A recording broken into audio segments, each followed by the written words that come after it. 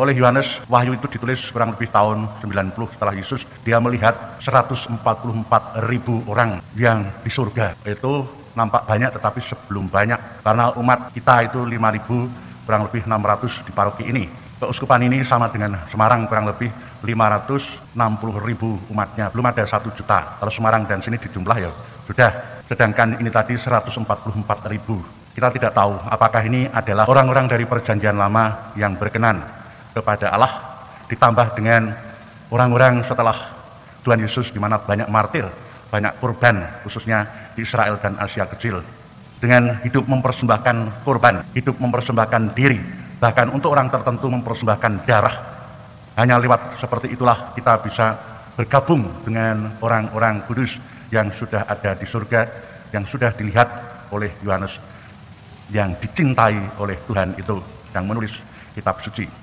Terberkatilah engkau perawan Maria, oleh Allah yang maha tinggi melebihi semua wanita. Namamu diharumkan oleh Tuhan dan dimasyhurkan orang senantiasa. Dalam nama Bapa dan Putra dan Roh Kudus. Amin. Tuhan bersamamu. Para suster, saudara-saudariku yang terkasih, hari ini gereja memperingati Santa Peran Maria dipersembahkan dalam kenisah. Mengikuti tradisi Yahudi yang baik, begitu juga pernah dipersembahkan Tuhan Yesus dan juga Yohanes ke bait Allah. Begitu juga oleh Yoakim dan Hana. Maria, Santa Peran Maria pada waktu mudanya dipersembahkan kepada Allah dalam kenisah. Ini merupakan selain tradisi juga kesadaran bahwa persembahan itu merupakan keutamaan di dalam hidup. Begitu kita juga diminta setiap hari mempersembahkan diri kepada Tuhan, dan persembahan itu harus layak.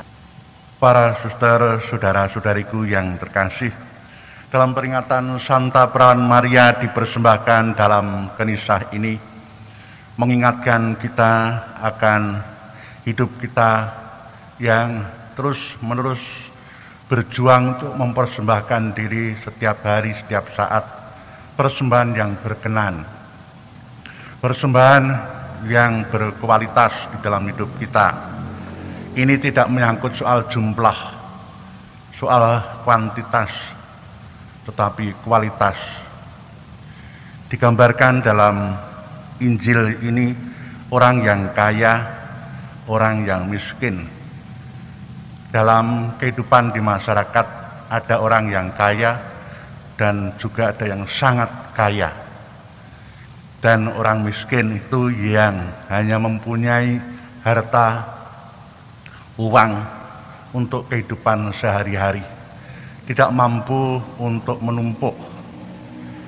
Misalnya yang kaya itu kaya tetapi sebetulnya bukan kaya sekali, perbandingan 1 miliar.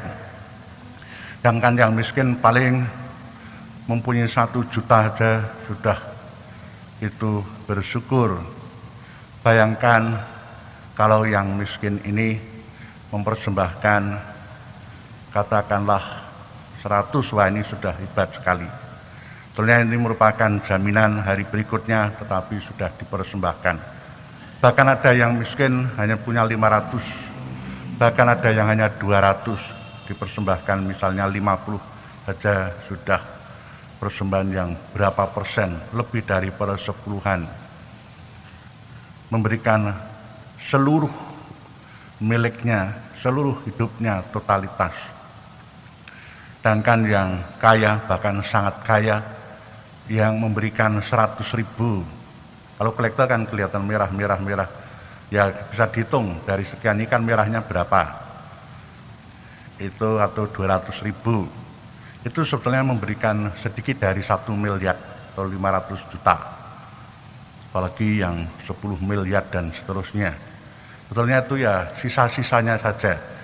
Persembahan 100.000 bagi orang kaya tidak akan mengguncangkan keluarganya, tidak akan mengguncangkan bisnisnya. Sedangkan orang miskin ini persembahan 20.000 50.000, apalagi 100, pasti mengguncangkan. Karena harus makan, mungkin bayar kewajiban-kewajiban ini dan itu. Apalagi kalau ada anak, ada pendidikan untuk anak, pasti tidak cukup, sangat tidak cukup. Yang diminta oleh Tuhan, justru di sini Tuhan memuji adalah mempersembahkan, bukan soal jumlah, tetapi totalitas. Orang miskin bisa mempersembahkan hidupnya secara totalitas. Orang kaya pun juga bisa memberikan diri totalitas.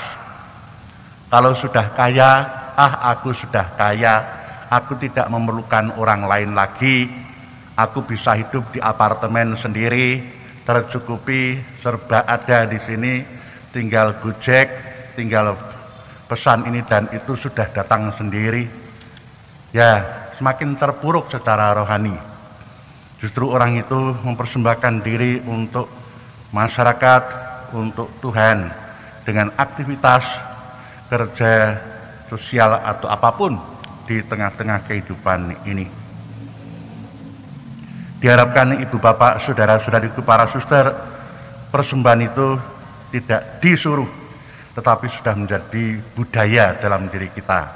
Apapun langkah kita itu suatu persembahan. Dan ini menjadi kunci keselamatan kita. Tadi oleh Yohanes, yang Wahyu itu ditulis kurang lebih tahun 90 setelah Yesus, 80-90.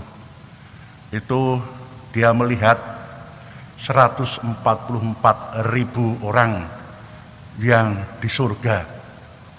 Itu nampak banyak tetapi sebelum banyak. Karena umat kita itu 5.000, kurang lebih 600 di paroki ini. Keuskupan ini sama dengan Semarang, kurang lebih 560.000 umatnya, belum ada 1 juta.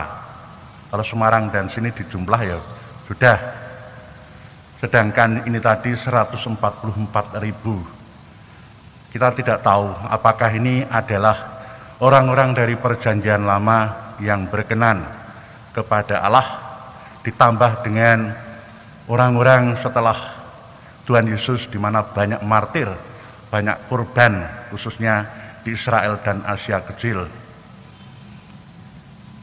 Dengan hidup mempersembahkan korban, hidup mempersembahkan diri, bahkan untuk orang tertentu mempersembahkan darah.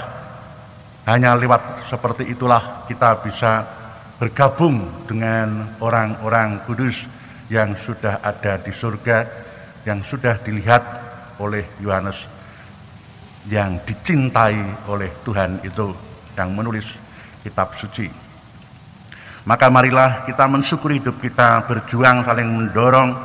Jangan kita membuat dosa-dosa dengan mulut kita.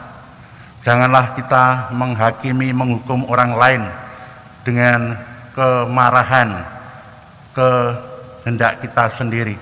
Membiarkan orang bergerak sesuai dengan hati nuraninya, mengambil keputusan sesuai dengan hati nurani mereka. Disitulah kita ambil kesempatan dan sekaligus juga berjasa untuk mendukung orang lain dalam sukacita kehidupan ini. Marilah menyatakan misteri iman kita. Wafat-Mu Tuhan kami wartakan, kebangkitan-Mu kami muliakan hingga Engkau datang. Tuhan bersamamu. Semoga hidup kita, kebersamaan kita, keluarga, komunitas kita, kehadiran pelayanan kita, juga rencana usaha kita senantiasa diberkati oleh Allah Bapa yang Maha Kuasa, Bapa dan Putra dan Roh Kudus. Amin. Dengan demikian pelayanan Ekaristi kita sudah selesai. Marikah kita pergi, kita diutus. Amin.